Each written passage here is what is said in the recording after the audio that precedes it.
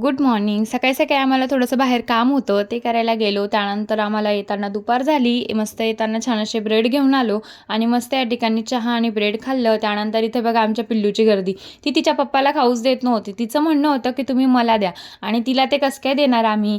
आणि ती इतकी भांडण करत होती, की मला द्याच म्हणून. इतक्या मस्त तिच्या चालू होत्या. त्यानंतर माझे कपडे बाकी होते, तेही छान असे वॉश करून घेतले आणि दुपारच्या वेळेस ना मम्मी आलेली होती. मग काय मम्मीने छान असं थालीपीठ बनवायला घेतलं. मम्मीने घरी बेसन बनवलेलं होतं. ती म्हणे चल तुला ना छान असं बेसनाचे थालीपीठ बनवून देते.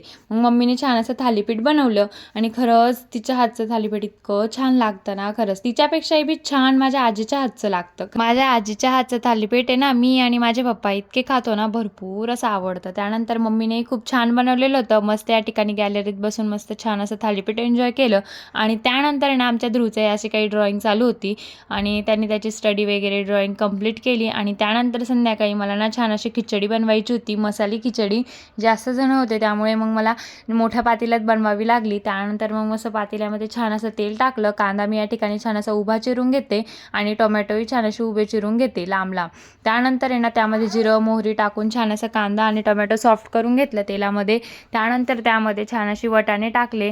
छान असे स्वच्छ धुवून वाटाणे त्यामध्ये टाकून वाटाणे छान असे तेलामध्ये वाफवून घेतले. त्यानंतर त्यामध्ये आपले खिचडीला लागणारे बेसिक मसाले त्यामध्ये ॲड केले.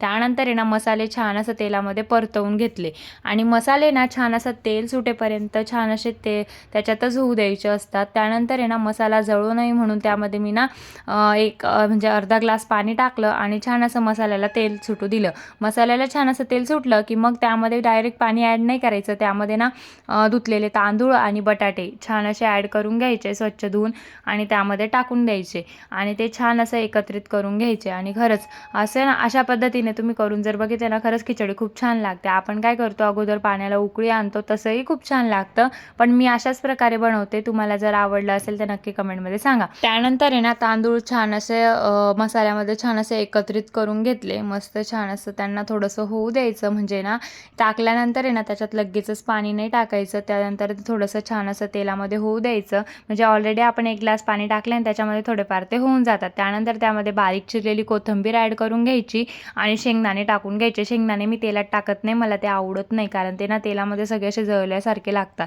त्यानंतर गरजे इतकं पाणी आणि मीठ त्यामध्ये ॲड करून घेतलं आणि इथे तुम्ही बघू शकता उकळी आली की मग त्यामध्ये तांदूळ छान असे शिजून जातात आणि त्यावर झाकण ठेवून द्यायचं. खिचडी खूप छान आणि सॉफ्ट अशी शिजून जाते. चला मग आमच्या पिल्लूच्या अशा गोड मस्तीसोबत आजचा ब्लॉग इथेच संपवते. बाय.